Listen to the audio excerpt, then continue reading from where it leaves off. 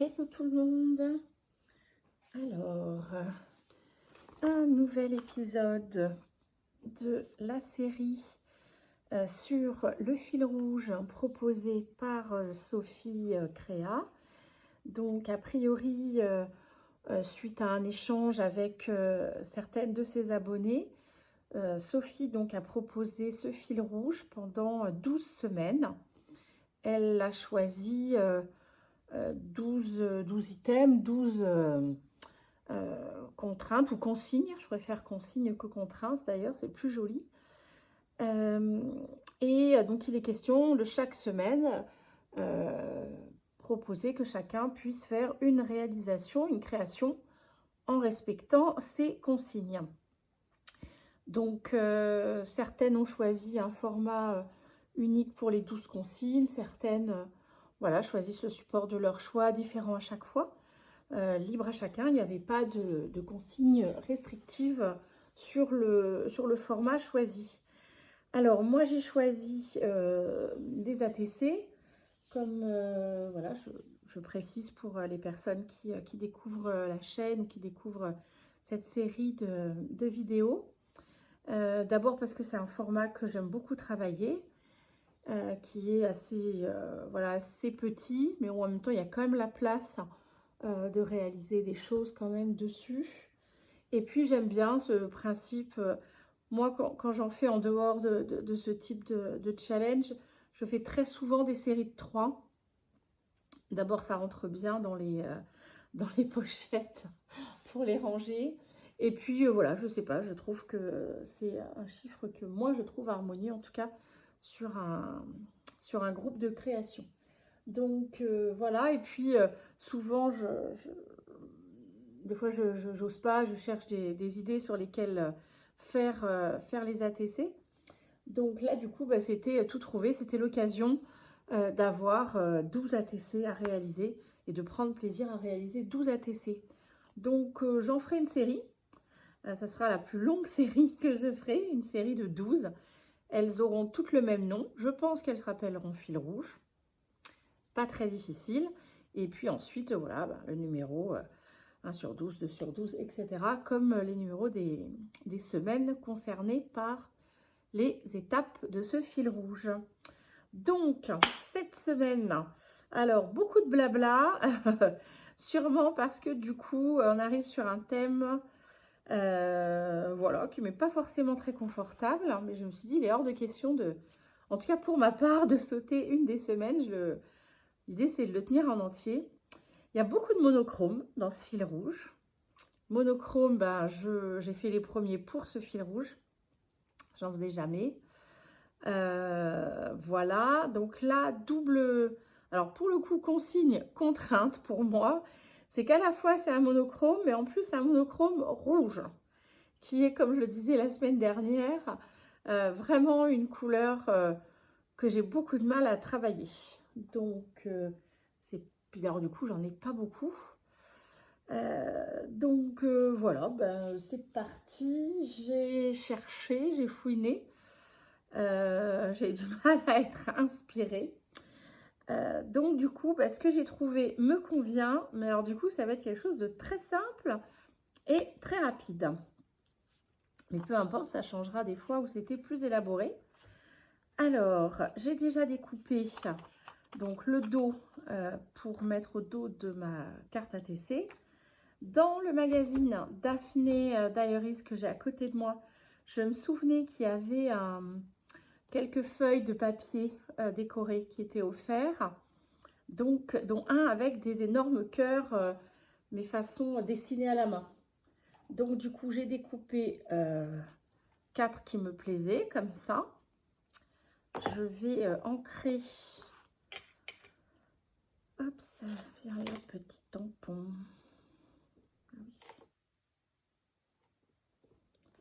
Je vais ancrer les bords là des découpes. Parce que du coup, c'est un papier très très fin.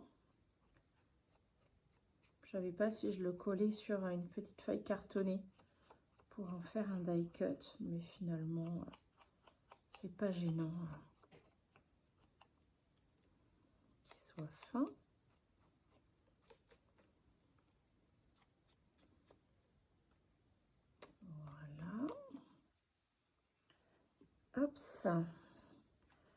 Et alors pour le fond de mon ATC, j'avais d'abord commencé à tailler un... La coupe n'est pas jolie. À tailler voilà, une base d'ATC que j'avais embossée dans une forme un petit peu avec des genres de traits, des pointillés dans tous les sens. Et que je voulais, donc sur un papier blanc, que je voulais ancrer en rouge. Sauf que, évidemment, je n'ai pas d'encre rouge. Je n'avais pas réalisé que comme j'avais acheté plusieurs kits, je pensais que j'avais de l'encre rouge, mais non. J'ai des roses, des oranges, mais pas de rouge. Donc, ça n'avait plus d'intérêt de faire passer le relief de l'embossage s'il n'y avait pas de quoi l'ancrer. Donc finalement, j'ai changé d'avis. Parce qu'il va de soi que vu que je ne travaille quasiment jamais le rouge, à part pour ce genre de défi, j'avais pas du tout envie d'acheter une plaque d'encre. Ça n'avait pas tellement d'intérêt, de sens pour moi. Voilà mes petits cœurs.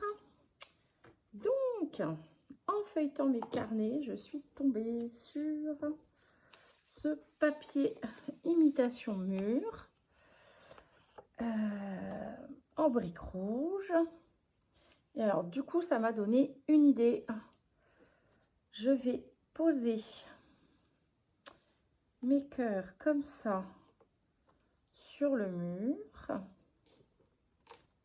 Hop, en laissant une petite place pour écrire le mot love qui va avec les cœurs, comme si c'était un tag sur le mur.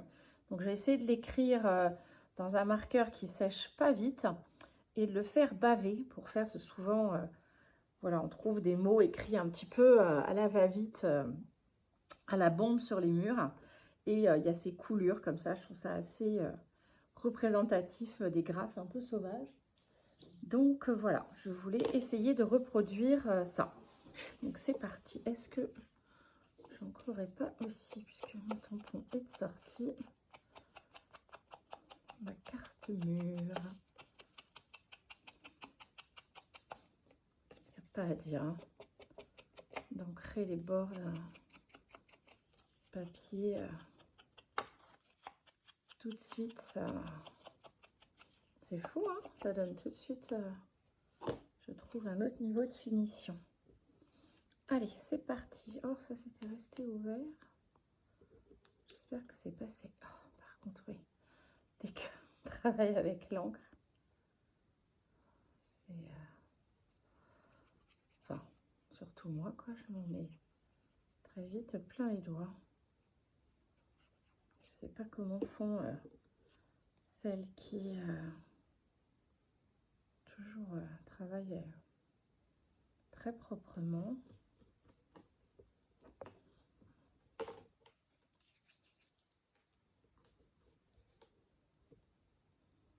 Hop, ça. C'était très rigolo, j'ai trouvé rigolo ces cœurs, comme s'ils étaient tracés un peu vite, un peu...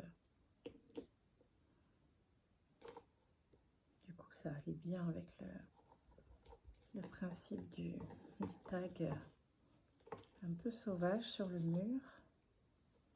Ah, pas me laisser de traces, non, je crois que la colle, elle laisse pas. Celle-ci, elle devient transparente en séchant, mais il y aura peut-être quand même le côté brillant là. À voir. Donc, le petit dernier, comme ça, les petits cœurs jumeaux. Voilà, mais il me reste plus qu'à coller. Bon, c'est pas très grave, mais...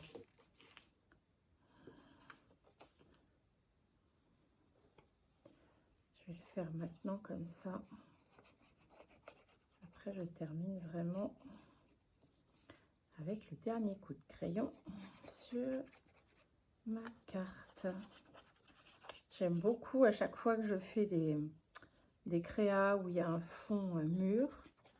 J'aime beaucoup y faire un équivalent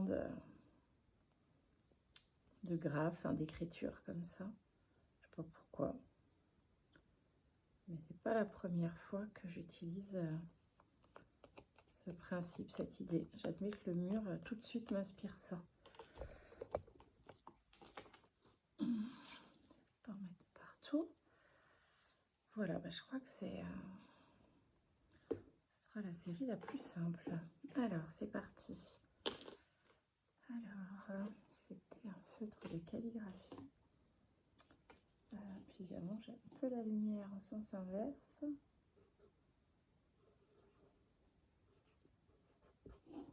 Trop vite avant que ça sèche. Ah, bah non, pour une fois, ça sèche vite. Ah, vous voulez faire baver un crayon, vous n'y arrivez pas. C'est nul, hein.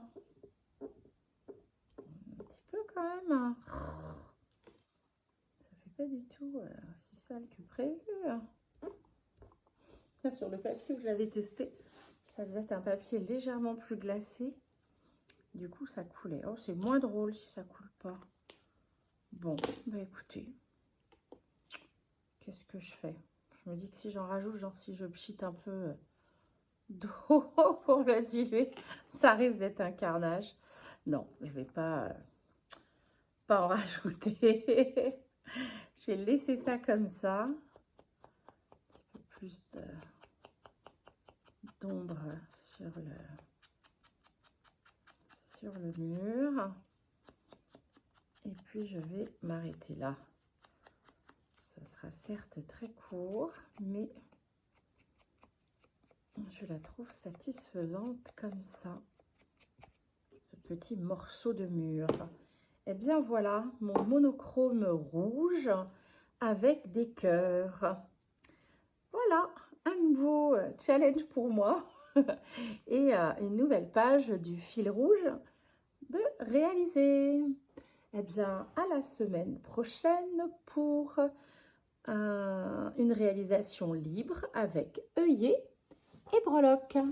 D'ici là, belle créa à vous. Bye bye.